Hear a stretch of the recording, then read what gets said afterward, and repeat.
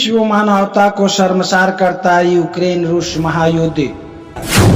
आप देख रहे हैं G19 टीवी पर अमरेश कुमार सिंह का विशेष विश्लेषण। युद्ध में ढकेलने वाले राष्ट्रीय अध्यक्ष को भगवान माने या शैतान। तबाही, लाशें, खौफ के साए में जिंदगियां। यूक्रेन रूस युद्ध के 12वां महीना भी नहीं हुआ समझौता। बारूद के ढेर पर तबाही की ओर बढ़ता रूस, यूक्रेन और विश्व के लोग। क्या भारत निकाल पाएगा इसका कोई समाधान?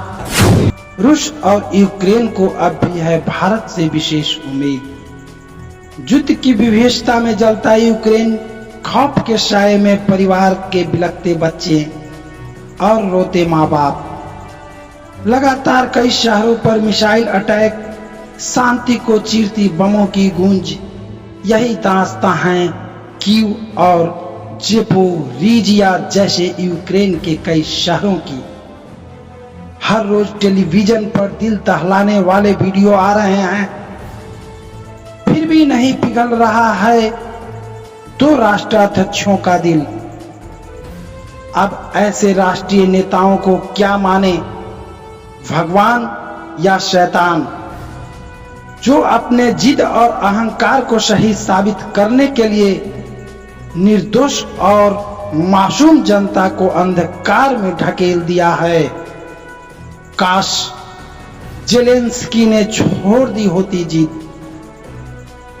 ज़ेलेंस्की की एक जिद ने यूक्रेन के लाखों परिवारों पर कहर बरपा दिया।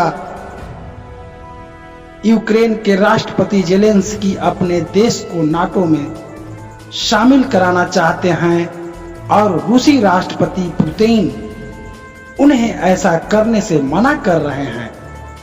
अगर ज़ेलेंस्की नाटो में शामिल होने की जिद नहीं करते तो शायद यूक्रेन को युद्ध की विभीषिका से बचाया जा सकता था। विनाश का ये मंजर अब दुनिया के सामने है।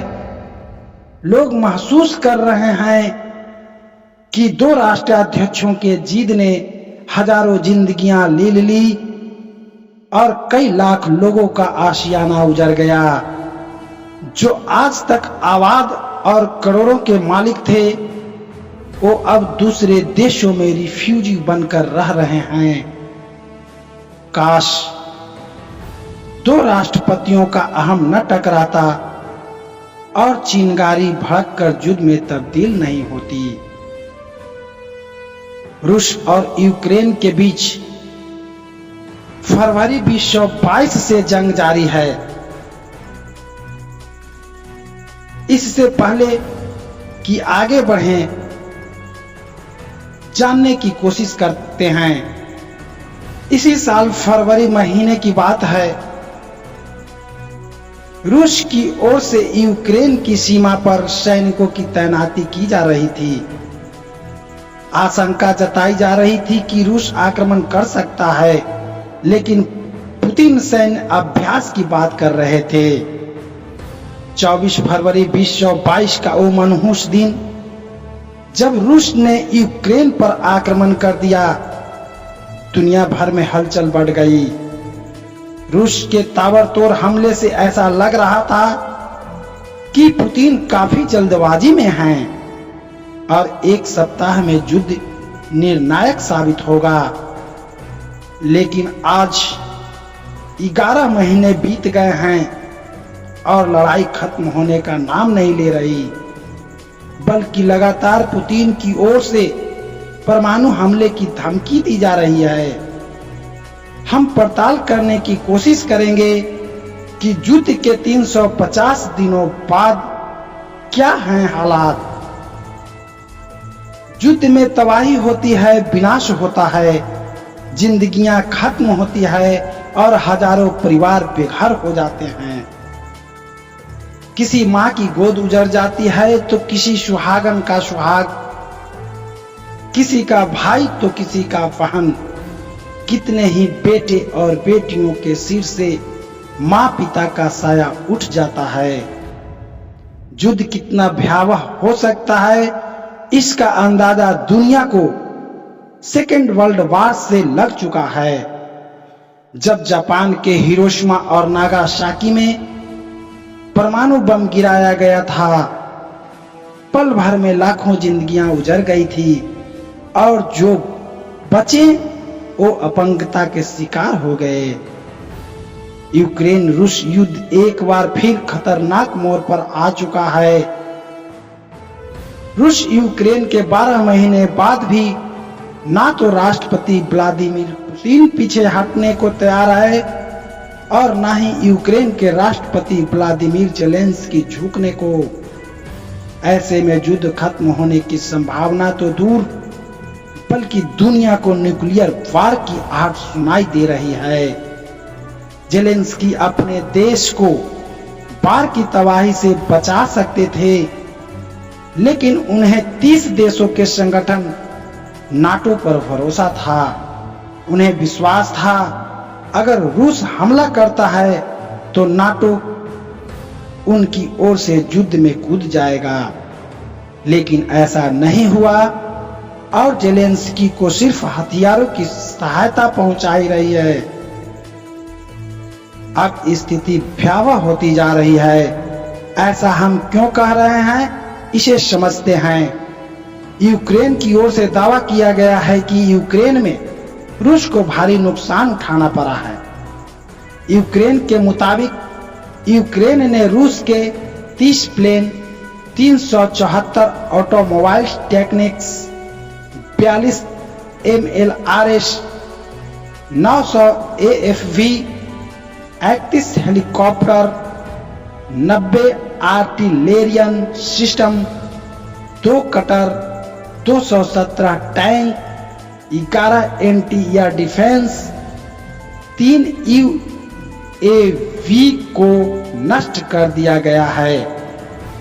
संदर्भ 3 मार्च 2022 का है कि रूस यूक्रेन युद्ध में अब तक 6000 से अधिक रूसी सैनिकों की मारे जाने की खबर है, जबकि 2300 से अधिक टैंक नष्ट हो चुके हैं। इनमें से 500 सैनिक रूसी सैनिकों की जाने तो सिर्फ 24 घंटे में ही गई। संदर्भ 2 अक्टूबर 2022 का है। शहरों पर 75 मिसाइलें दागी गई थी, जबकि आज सोमवार को यूक्रेन की राजधानी कीव में 28 ड्रोन से ताबड़तोड़ हमले किए गए। द गार्जियन के रिपोर्ट के मुताबिक आज के हमले में कुछ लोगों की मौत हो गई है, जिनमें बोहदान और विक्टोरिया नाम के कपल भी शामिल हैं। इस कपल के घर कुछ ही महीनों में नया बच्चा आने वाला था, लेकिन उनकी दर्दनाक मौत हो गई। बताया जा रहा है कि यह हमले भीड़ भाड़ वाले इलाके में किए गए हैं और कई इलाकों में बिजली गुल हो गई है। 7 महीनों में हजारों लोग काल के गाल में समा चुके हैं। टीवी चैनलों पर दिल दहलाने वाली तस्वीरें सामने आती रहती है। सैकड़ों रियासती घरों पर मिसाइलें गिर चुकी है और लोगों के रोते बिलखते वीडियो सामने आ रहे हैं। कई जगह लाशों के ढेर बरामद हो चुके हैं। अमेरिका का अनुमान है कि इस युद्ध में रूस के 60,000 से अधिक सैनिक हताहत हो चुके हैं। बताया जा रहा है कि रूस के राष्ट्रपति पुतिन ने नाटो के बॉर्डर से 20 मील की दूरी पर 11 न्यूक्लियर बॉम्ब्स तैयार कर दिए हैं। मीडिया रिपोर्ट्स के मुताबिक अमेरिकी सैटेलाइट ऑपरेटर प्लैनेट लैब्स की ओर से जारी रिपोर्ट में कहा गया है कि नॉर्वे के बॉर्डर से 20 मील की दूरी पर Tu-160 और Tu-95 न्यूक्लियर बॉम्बर्स की तैनाती की गई है।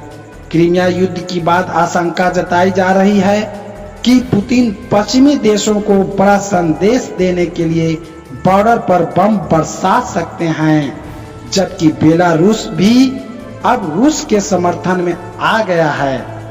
उधर यह भी कहा जा रहा है कि नाटो ने भी युद्धाभ्यास की तैयारी शुरू कर दी है। ऐसे में यह परिस्थितियां संकेत दे रही है कि एक बड़ी गलती दुनिया को महायुद्ध की ओर धकेल सकता है।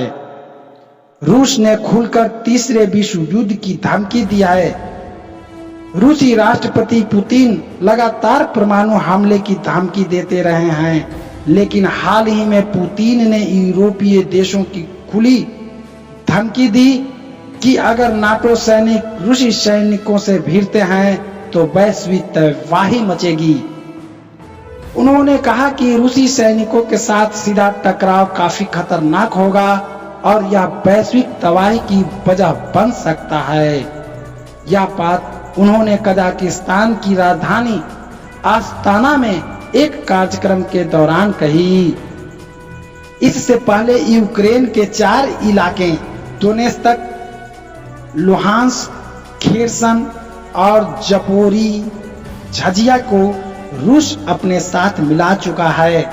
यहाँ के निवासियों के बीच एक सर्वे के बाद रूस ने एक कदम उठाया था। परमाणु हमले की बात पर बाइडेन की चेतावनी। पुतिन के लगातार परमाणु हथियार की धमकी को अमेरिकी राष्ट्रपति जो बाइडेन ने हल्के में लेने से मना कर रहे हैं। वो कह चुके हैं कि पुतिन का मजाक नहीं करते जब वो परमाणु हथियार की इस्तेमाल की बात करते हैं। अमेरिकी राष्ट्रपति जो बाइडेन को आशंका है कि यह पुतिन आर्मगेडन की स्थिति में जा सकता है। ईसाई धर्म ग्रंथ बाइबिल के मुताबिक आर्मगेडन महायुद्ध को कहते हैं जब बुराई और अच्छाई के बीच लड़ाई होती है। इस युद्ध में पूरी दुनिया में तबाही हो सकती है। जो बाइडेन को डर है कि पुतिन की परमाणु धमकी दुनिया को महायुद्ध में धकेल सकती है। इससे पहले भी बाइडेन ने रूस के परमाणु धमकी पर कहा था कि क्यूबा में 1962 में हुए मिसाइल अटैक के बाद यह पहली बार है जब दुनिया परमाणु हथियारों के इस्तेमाल के सबसे बड़े खतरे का सामना कर रही है। इसके अलावा विश्व युद्ध की आशंका पर फ्रांस के राष्ट्रपति इमैनुएल मैक्रों ने भी कहा है कि हम विश्व युद्ध नहीं चाहते हैं, हम यूक्रेन की संप्रभुता बचाने में मदद कर रहे हैं और अभी रूस पर हमला नहीं करेंगे। उन्होंने कहा कि अब इस युद्ध को रोक देना चाहिए। रूस यूक्रेन महायुद्ध का तबाही रूस यूक्रेन के लोगों को ही नहीं पूरे दुनिया भर के लोग देख रहे हैं। जिस तरह से राष्ट्रीय संपत्तियों का विनाश और मानवता का हास हो रहा है, उससे पूरे विश्व भर के मानव समाज कलंकित हुआ है। जहां एक तरफ युद्ध समाप्त हो जाना चाहिए, वहीं इसका और विकराल रूप देखने को मिल रहा है। ऐसे हालात में विश्व को अंधकार की ओर जाने से रोकने के लिए सिर्फ और सिर्फ भारत पर ही विश्व के राष्ट्राध्यक्षों की निगाहें टिकी हुई है। भारत सदियों से विश्व मानवता और शांति की स्थापना में अपना सर्वोच्च योगदान दिया है और आज भी हमारे देश के प्रधानमंत्री श्री नरेंद्र मोदी जी भी इसके पक्षकार हैं। अब देखना यह है कि हमारा देश ऐसे हालात में विश्व समन्वय और शांति कायम करने के लिए क्या करता है।